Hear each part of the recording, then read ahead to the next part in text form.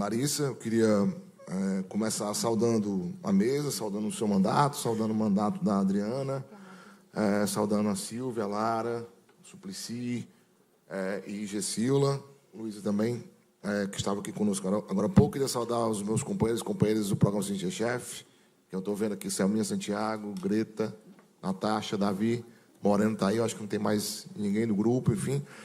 Queria começar a fazer essa saudação e dizer o seguinte, que talvez mais difícil do que implementar a renda mínima universal incondicional é falar sobre o tema depois do Suplicy.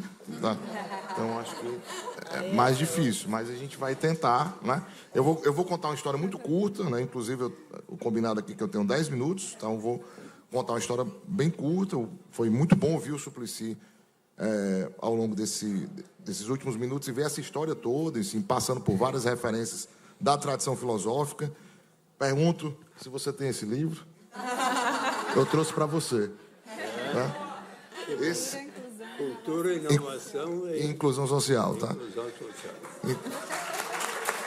Então, eu vou aqui falar muito rapidamente, tá? Eu vou falar aqui muito rapidamente da história, um pouco dessa nossa proposta, ali aos mandatos da Larissa e da Adriana. Agradecer muito especialmente a esses dois mandatos, porque assim, é muito bom quando você conversa com pessoas que têm um laço de princípio. A gente não tem que fazer esforço nenhum para explicar a importância do tema. A gente chega, já dá match e começa a trabalhar, certo? E isso é muito bom, isso é muito fácil. Agradecer o Davi, que fez essa articulação. O programa Cientista-Chefe, falando muito sumariamente, Suplicy, é uma experiência, como nós no Ceará geralmente somos primeiros em muita coisa, né? Principalmente no campo da cultura, nós somos pioneiros num programa que a gente chama Cientista-Chefe, que hoje é uma lei, uma política de Estado, que o Estado do Ceará ele fomenta grupos de pesquisa para várias secretarias, para que esses grupos de pesquisa, que são formados a partir de uma força de trabalho da universidade, possa dar conta de problemas reais muito específicos da gestão pública de cada secretaria, certo? Então, a ideia é pensar soluções juntamente com as secretarias para esses problemas que são problemas urgentes. Então, nós temos o cientista-chefe da cultura. O nome é péssimo para o campo da cultura, mas é o que a gente tem, porque tem vários outros temas, enfim, esse foi o nome consensual. Mas nós temos esse programa de pesquisa que tenta resolver ou encontrar soluções para problemas muito específicos do campo da cultura, tá? Esse programa ele opera desde 2021. Basicamente, o que nós fazemos são pesquisas em vários temas em torno de determinados problemas. Ao final dessas pesquisas, nós temos que fazer entregas, certo? Que a gente chama de entregáveis. E este livro, né, que está disponível gratuitamente no site da editora da UES, depois eu posso passar o link para vocês, ele é o resultado parcial do primeiro ciclo, que foi de 2021 a 2023. Esse programa ele tem basicamente 3 eixos. Ele tem 2 projetos, que esse é um dos projetos, Cultura, Inovação e Inclusão Social no Ceará. Tem outro que é voltado para patrimônio, que é um projeto também muito bonito. E nesse primeiro projeto, que é esse Cultura, Inovação e Inclusão Social no Ceará, ele tem 3 grandes dimensões, certo? A dimensão tecnológica, onde a gente constrói soluções do tipo Big Data da cultura, por exemplo. Tem o que a gente chama de primeiro grupo, ou E1. Tem o E2, que é o grupo mais voltado para questões jurídicas e questões de ações afirmativas, e essa proposta surgiu desse grupo. E um terceiro grupo que trabalha com avaliação de política pública, tá? Então, a nossa tarefa do E2, à época, que eu coordenava esse grupo, a nossa tarefa era o seguinte: a gente tem que pensar formas de financiamento e fomento da cultura que sejam, de alguma forma, que tornem o sistema de financiamento da cultura mais híbrido e mais complexo, certo? Cultura é um fenômeno complexo, por isso demanda um tipo de financiamento de fomento também complexo, certo? Esse é o princípio, é o pressuposto básico, tá? Porque, mas o financiamento da cultura, o financiamento público da cultura do Brasil não é complexo? Não, ele não é complexo. Ele, basicamente, é lei de incentivo e recurso de tesouro, certo?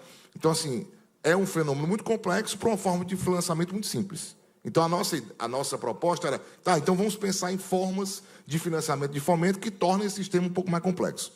E aí nós propusemos, esse livro é só uma parte disso, porque a gente entregou para a secretaria, ao final do primeiro ciclo, um relatório mais longo.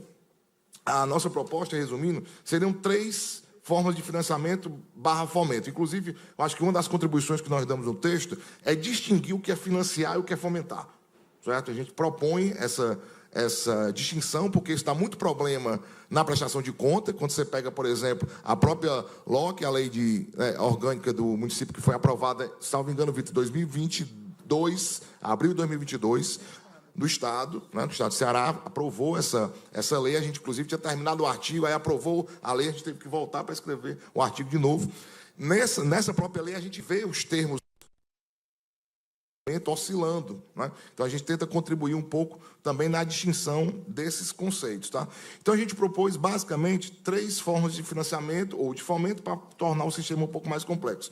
Uma foram os fundos endowment, não, os fundos patrimoniais, que é um modelo muito usado para financiar as universidades norte-americanas. No Brasil, a gente tem pouca cultura de fundos patrimoniais. Depois da tragédia do Museu Nacional, isso começou a ser mais debatido no Brasil.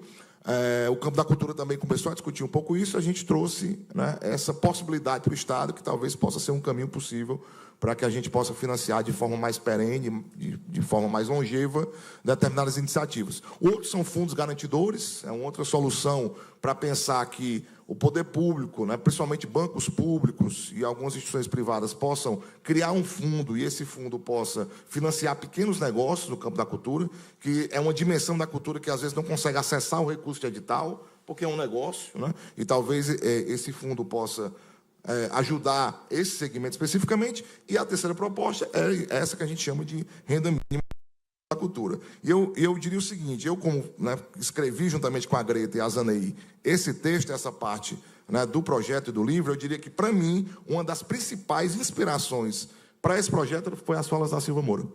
Certo?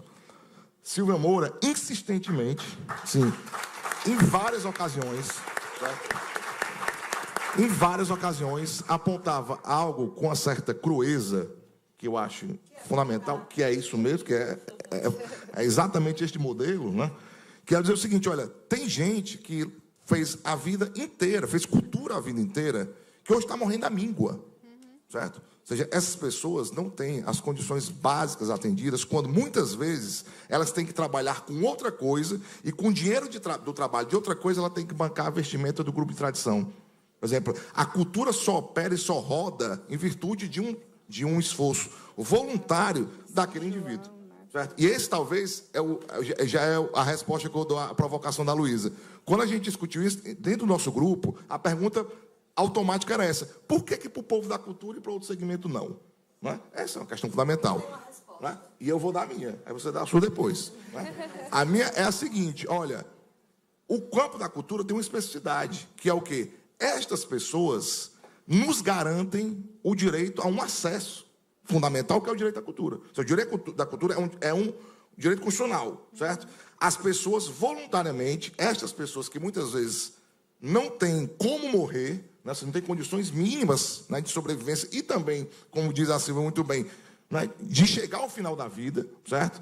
Essas pessoas nos dão direito ao acesso à cultura. Então, o mínimo que o Estado faz é a contrapartida de dar condição mínima de subsistência. Ou seja, mas isso não acontece em outros setores? Não. Às vezes você tem vários setores que a pessoa trabalha naquele setor, ela é remunerada por isso, mas a gente está falando aqui, para usar os termos do FECOP, de pessoas pobres e muito pobres. Ou seja, quando a gente pensou, por isso que eu digo que a Silvia foi inspiração, principalmente para mim, porque a gente pensava muito especificamente neste público. Mas a Luísa tem toda a razão, tem uma tarefa aí, que é, eu diria, desenhar bem esse projeto para ele ser bem executado. Tá? Eu acho que essas definições que a Luísa adianta são fundamentais para que o programa possa rodar de forma muito tranquila. Né? Uma coisa é certa, né? E aí eu já encaminho para o final da minha fala.